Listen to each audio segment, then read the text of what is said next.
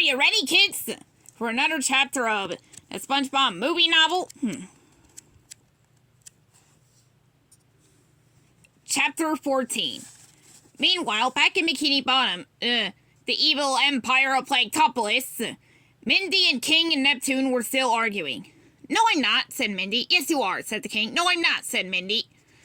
King Neptune grabbed his head and tore at his hair. "Ah!" Let's see, Neptune roared. "Where am I, in Crazy Town? I've had enough of this nonsense." "Mindy, you are to wait in the carriage until the execution is done."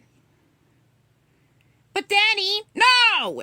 Thunder and lightning flashed, and the tridents crackled with energy. Mindy scurried outside as fast as she could. As she went, Plankton stuck his tongue out at her. To be extra sure that the princess wouldn't give them any more trouble, Neptune fired a blast from his magic trident. Chains and padlocks appeared, sealing the doors and windows. "Ah!" chuckled Plankton. Outside, Mindy banged on the doors. "Oh, SpongeBob," she said quietly to herself. "Wherever you are, you better hurry." The lifeguard was swimming past the familiar island. He looked over his broad shoulders at his passengers. "Okay, fellas, this is where you get off. Bikini Bottom is directly below." "But we'll never be able to float down in time!" cried SpongeBob, looking at his calendar. The lifeguard smiled. It was as dazzling as King Neptune's shiny head. Who said anything about floating? With that, he flexed his muscular chest. SpongeBob's mouth gaped. Patrick's eyes were wide. "Did you see that, Pat?" "What control?" Patrick marveled. The lifeguard grabbed the crown, with SpongeBob and Patrick hanging on. "All hands on deck," he said. Then he placed the crown along with SpongeBob and Patrick between his muscular pecs. "Hang on, Pat!" cried SpongeBob. "What choice do I have?" Far below, in the hearts of Planktopolis, Mr. Krabs was about to be punished. "Eugene Krabs," said King Neptune as he warmed up his trident. "No!" Mindy gasped as she watched helplessly through the window. "Yes!" cried Plankton, mad eyes gleaming. "The time has come," said the King. The tip of his staff sparkled with energy. "No!" said Mindy. "Yes!" hissed Plankton. "For your..." "No!" screamed Mindy. "Yes!" howled Plankton. "Punishment!" The bolts of thunder leaped from the trident. The air in the Krusty Krab too, crackled with power. Meanwhile, on the ocean surface, the lifeguard was ready to launch torpedoes. With one last mighty squeeze, the Crown, SpongeBob, and Patrick were fired into the ocean's watery depths, spinning wildly and giving SpongeBob and Patrick the ride of their lives. The Crown plunged toward the Krusty Krab too.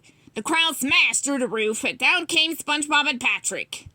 And as Neptune fired his blast, SpongeBob held up the crown and deflected the bolts with its shiny surface. Mr. Krabs was saved. "My crown," Neptune said. Let's see. As he picked up his crown and held it close to his chest. "My beautiful crown!" Just then, Mindy came flying through the double doors. "SpongeBob! Patrick!" Mindy cried, clapping. "I knew you could do it!" "Oh, yes, well done, SpongeBob," added Plankton in a mocking tone. "Sorry to rain on your parade, Plankton," said SpongeBob. "Oh, don't worry about me. My parade shall be quite dry. Under my umbrella," replied Plankton, yanking down on the cord dangling from above. "An umbrella?" said SpongeBob, baffled. "Huh?" A trapdoor in the ceiling swung open, and a chum bucket fell right onto King Neptune's head. "Daddy, no!" cried Mindy, but the helmet was humming and Neptune's brain had already gone numb. "Daddy, yes!" said Plankton, whipping out a remote control and pushing down on its big button. Responding to the signal from the remote, an antenna rose up from Neptune's helmet, and Neptune quickly stiffened. "All hail Plankton!" mumbled Neptune. "Ah!" cried SpongeBob, Patrick, and Mindy in unison. Suddenly, all the bucket-headed fish smashed through the windows of the restaurant. Quickly, they surrounded SpongeBob, Patrick, Mindy, and the frozen Mr. Krabs, leaving them with no place to go.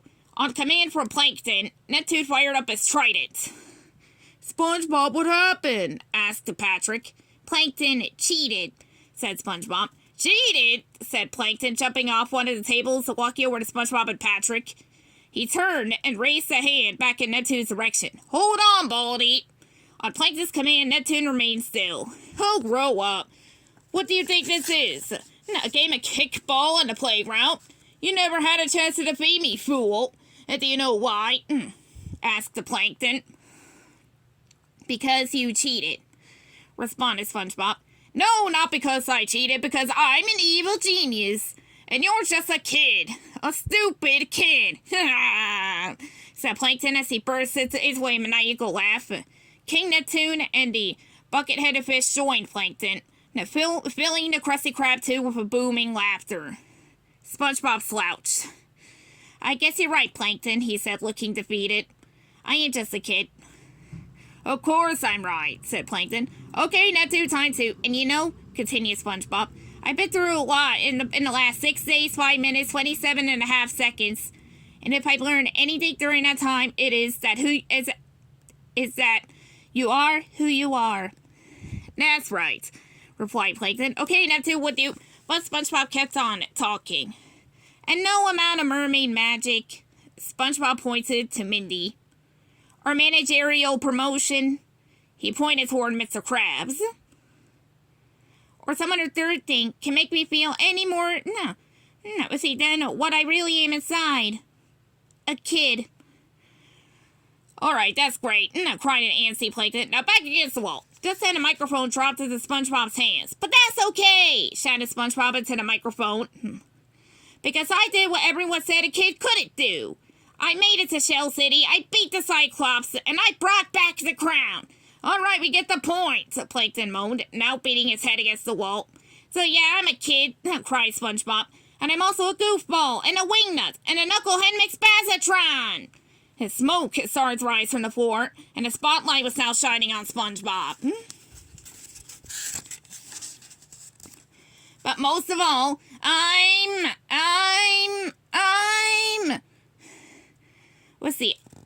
With the eyes wide, everyone waited for SpongeBob to tell the world what he truly was. Please see the next page. Chapter 15. Standing in the middle of the spotlight, SpongeBob jumped up. Suddenly he was wearing sunglasses and sporting a heavy metal attitude. I'm a goober! SpongeBob sang as the guitar appeared in his hands. The force of its riff sent Plankton flying backward. The evil genius crashed into Karen at the computer screen and stuck there like chewing gum. You're a goober! Roared SpongeBob in Plankton's face. We're all goobers! What's he doing? Plankton asked. Goofy goober! Sang SpongeBob, bringing down the house and sending the bucket-headed fish army spinning away. Enough already, yelled Plankton, but SpongeBob just kept on singing. What's going on? Plankton cried anxiously. This isn't right. Karen? But Karen, the computer, was singing along too. You have to admit it's catchy, she said. SpongeBob did the worm, backward, across the floor, still thrumming his electric riffs. He took out his tongue and pumped his fist in the air. I'm a goober! Plankton had turned to his army of bucketheads. Seize him! He cried. But SpongeBob's music was overpowering. Suddenly, one by one, the helmets broke off. Horrified, Plankton watched as SpongeBob freed his bucket-headed army. No! Plankton yelled. His chops are too righteous. The helmets can't handle this level of rock and roll. Karen, do something! By this time, Karen, the computer, had also succumbed to SpongeBob's music. And Plankton looked up, only to find her crowd surfing. All right, cried Plankton. That's the last straw. Neptune, I command you to... But Plankton was too late. SpongeBob's music had already set Neptune free. I better get out of here, Plankton muttered to himself, headed toward the entrance of the Krusty Krab tube. As he reached the front door, it burst open and a flood of freed fish swarmed into the restaurant, stampeding over Plankton. Ow! Chapter 16. A few hours later, things were back to normal in Bikini Bottom. More or less. Plankton was locked up in a police truck, heading for a special place. The Institution for the Criminally Tiny. He was clinging to the bars of the truck, trying to talk himself out of trouble.